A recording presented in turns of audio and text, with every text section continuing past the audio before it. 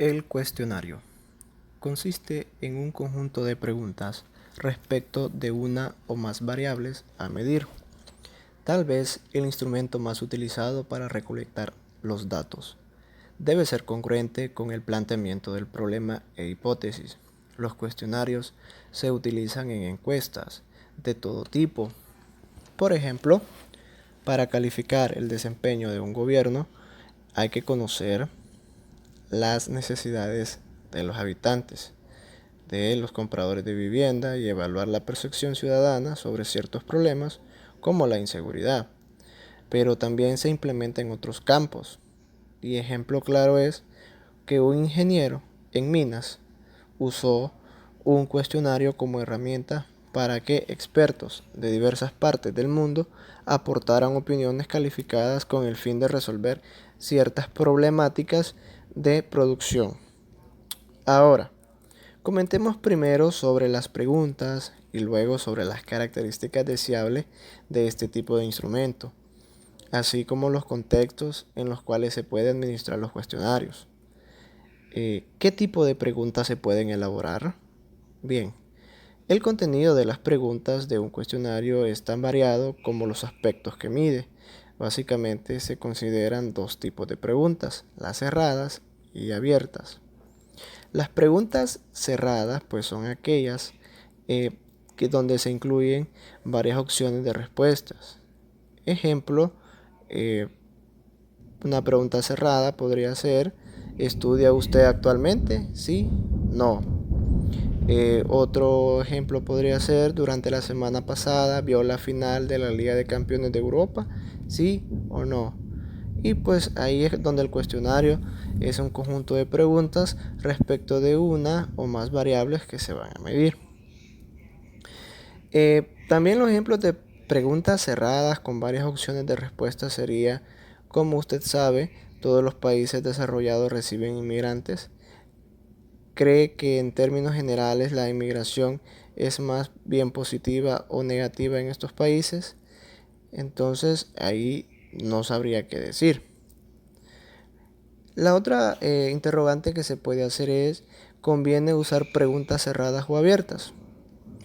Un cuestionario obedece a diferentes necesidades y a un problema de investigación, lo cual origina que en cada estudio el tipo de pregunta sea distinto. Algunas veces se incluyen tan solo preguntas cerradas, otras ocasiones únicamente preguntas abiertas. Y, en ciertos casos, ambos tipos de preguntas, cada clase de pregunta tiene su ventaja y su desventaja, las cuales se mencionan a continuación. Las preguntas cerradas son más fáciles de codificar y preparar para su análisis.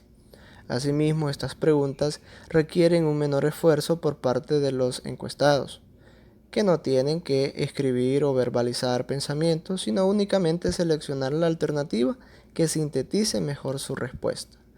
Responder a un cuestionario con preguntas cerradas toma menos tiempo que contestar uno con preguntas abiertas. Cuando el cuestionario se envía por correo, se tiene un mayor grado de respuesta porque es fácil de contestar y completarlo, requiere menos tiempo. Otras ventajas son: reduce la ambigüedad de las respuestas y se favorecen de una u otra manera. Pero, ¿qué características debe tener una pregunta? Independientemente de que las preguntas sean abiertas o cerradas y de que sus respuestas estén precodificadas o no, hay una serie de características que deben cubrir al plantearlas. Como número uno podríamos tener que las preguntas tienen que ser claras, precisas y comprensibles para los sujetos encuestados. Deben evitarse términos confusos, ambiguos y de doble sentido. Por ejemplo, la pregunta ¿ve usted televisión? Es confusa. No delimita cada cuánto. Sería mucho mejor especificar: ¿acostumbra usted ver televisión diariamente? ¿Cuántos días durante la última semana vio televisión? Y después preguntar horarios, canales y contenidos de los programas. Otro ejemplo inconveniente sería: ¿le gusta el deporte? No se sabe si se trata de verlo por televisión o en vivo. si de practicarlo o qué. Y en esta última instancia, ¿cuál deporte? Otro caso que genera confusión son los términos con que múltiples significados. Por ejemplo, su empleo es estable. Implica un concepto de estabilidad de empleo que no tiene un solo significado, que se considera estable. Un contrato por año, por 2, por 5, entre otros. Un caso común de confusión son las palabras sobre cómo es aconsejable que las preguntas sean lo más breve posible, porque las preguntas largas suelen resultar tediosas, toman más tiempo y pueden distraer al participante. No es recomendable sacrificar claridad por concisión. Cuando se trata de asuntos complicados, tal vez es mejor una pregunta más larga, debido a que facilita el recuerdo, proporciona al sujeto más tiempo para pensar y favorecer una respuesta más articulada.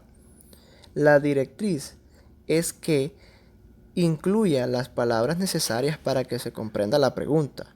No pueden incomodar a las personas encuestadas ni ser percibidas como amenazas y nunca estas deben sentirse que las enjuicia. Debemos adquirir de manera sutil la información.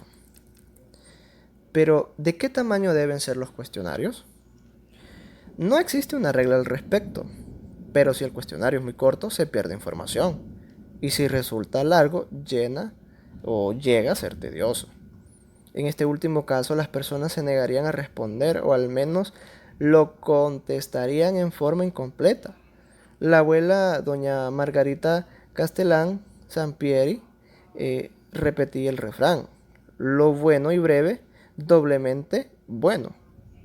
En este caso, pues los cuestionarios que toman más de 35 minutos suelen resultar muy fatigosos, a menos que los sujetos estén muy motivados para contestar.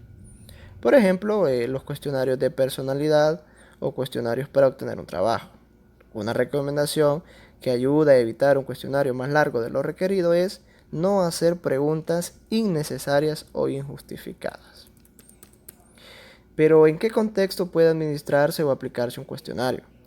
Los cuestionarios se aplican de dos maneras fundamentales: auto, administrativo, y por entrevista, personal o telefónica. Asimismo, pues utiliza varias escalas, Likert, métodos que pues van desarrollando y van estructurando los cuestionarios.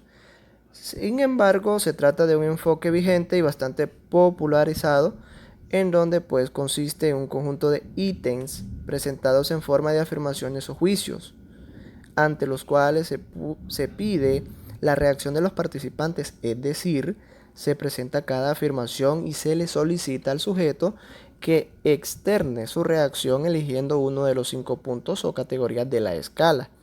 A cada punto se le asigna un valor numérico. Así, el participante obtiene una puntuación respecto de la afirmación y al final su puntuación total, sumando las puntuaciones obtenidas en relación con todas las afirmaciones. Y las afirmaciones califican al objeto de actitud que se está midiendo.